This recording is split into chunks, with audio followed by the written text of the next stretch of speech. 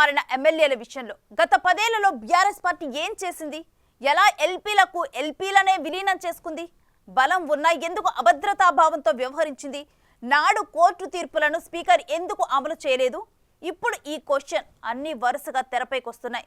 తాజాగా హైకోర్టు 4 వారాల్లో నిర్ణయం తీసుకోవాలని చెప్పగానే తమ విజయంగా చెప్పుకుంటున్న గులాబీ నేతలు గత 10 ఏళ్లలో జరిగిన వాటికి ఇవ్వాల్సిన జవాబులు అలాగే ఉన్నాయంటున్నారు. ఇంతకీ ఎమ్మెల్యేల ఫిరాయింపుల విషయంలో 2014 నుంచి ఏం జరిగింది? కేసీఆర్ ఎలా చక్రం తిప్పారో చూద్దాం.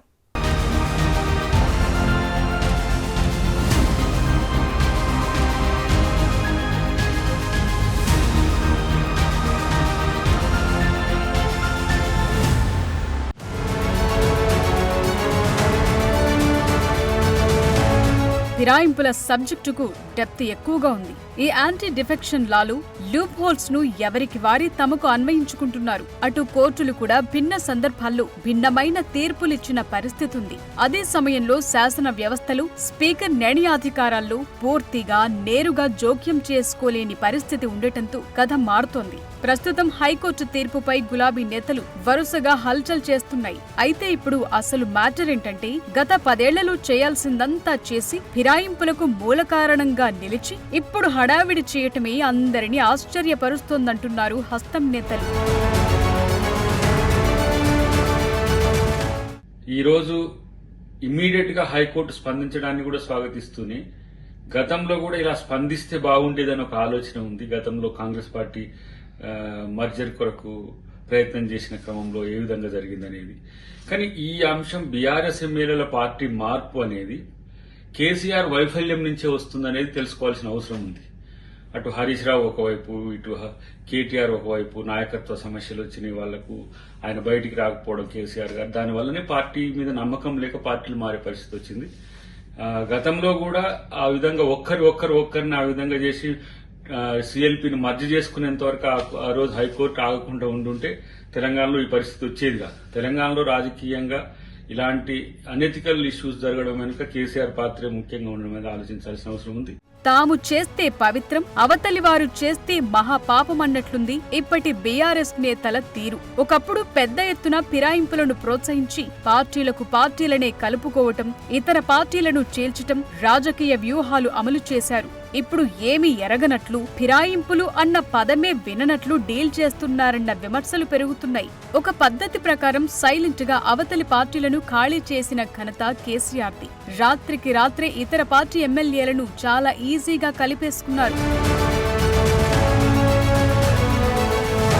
ఫిరాయింపుల్లోనూ కేసీఆర్ టెక్నికల్ లూప్ హోల్స్ ను వాడుకున్నారు. యాంటీ డిఫెక్షన్ లా వర్తించకుండా ఎల్పీలను సైలెంట్ గా ప్యాక్ చేసేశారు. ప్రజాస్వామ్యంలో ప్రశ్నించే ప్రతిపక్షాలుండాలి, కానీ రాజకీయ పునరేకీకరణ అని ఇంకేవేవో పెద్ద మాటలు చెప్పేసి అప్పట్లో ఎమ్మెల్యేలను కలిపేసుకున్నారు కేసీఆర్. అప్పటి స్పీకర్ కూడా సైలెంట్ గా ఉండిపోయారు. అంతా రూల్స్ ప్రకారమే జరిగిందని చెప్పుకున్నారు.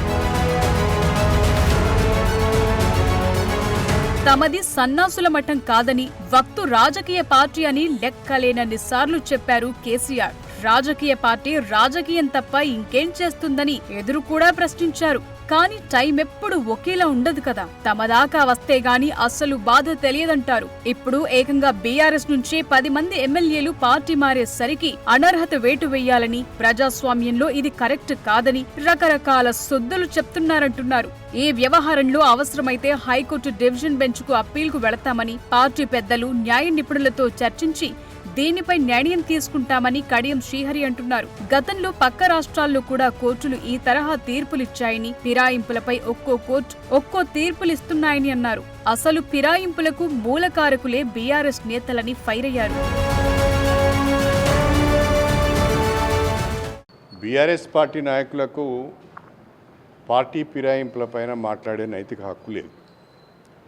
2014 నుంచి 2023 మధ్య కాలంలో పెద్ద ఎత్తున పార్టీ ఫిరాయింపులను ప్రోత్సహించి అనేక మంది ఎమ్మెల్యేలను కొనుగోలు చేసుకొని అనేక మంది ఎమ్మెల్యేలను ప్రలోభపెట్టి పార్టీ మారిన ఎమ్మెల్యేలకు మంత్రి పదవులు ఇచ్చి రాజకీయ వ్యవస్థను భ్రష్టు పట్టించింది బీఆర్ఎస్ పార్టీ.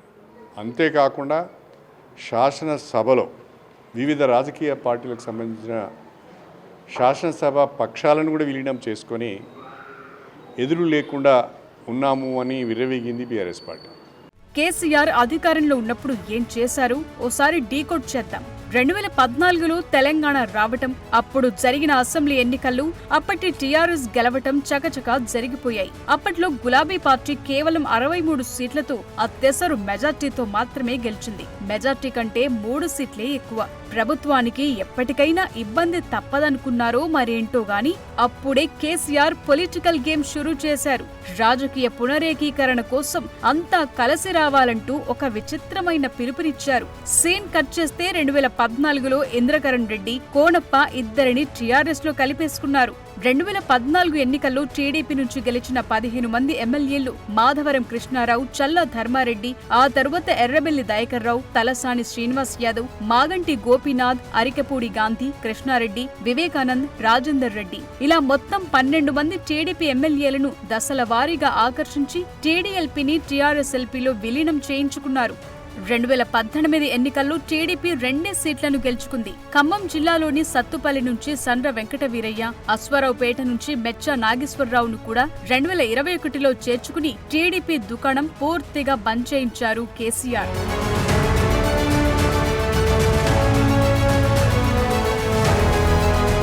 అటు 2018లో ముందస్తు ఎన్నికలకు వెళ్లి 89 స్థానాల్లో అభ్యర్థులను గెలిపించుకుని 2018 డిసెంబర్ 13న ముఖ్యమంత్రిగా రెండోసారి పదవిలోకొచ్చారు కేసీఆర్. అప్పుడు బలం ఉన్నప్పటికీ కాంగ్రెస్, టీడీపీ 2 పక్షాల వారిని పార్టీలో చేర్చుకుని బలహీనంగా ఉన్నామనుకున్న చోట బలం పెంచుకున్నారు. అదే సమయంలో కాంగ్రెస్ ను మరింతగా బలహీనపరిచేందుకు ఆపరేషన్ ఆకర్ష్ చేపట్టారు.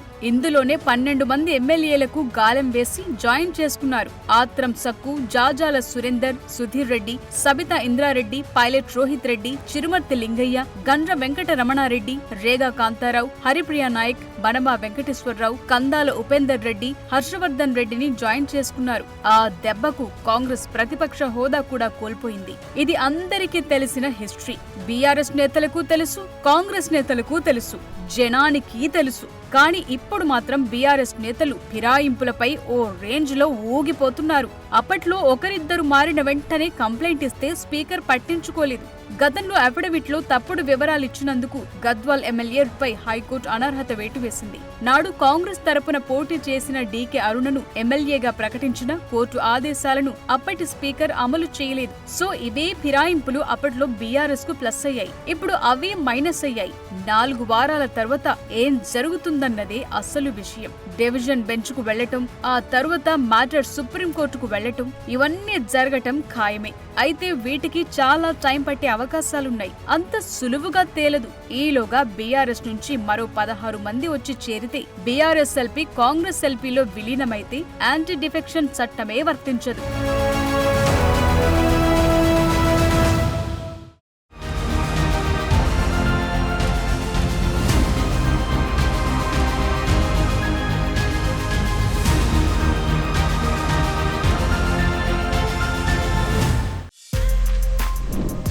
For more videos like this, subscribe Big TV channel.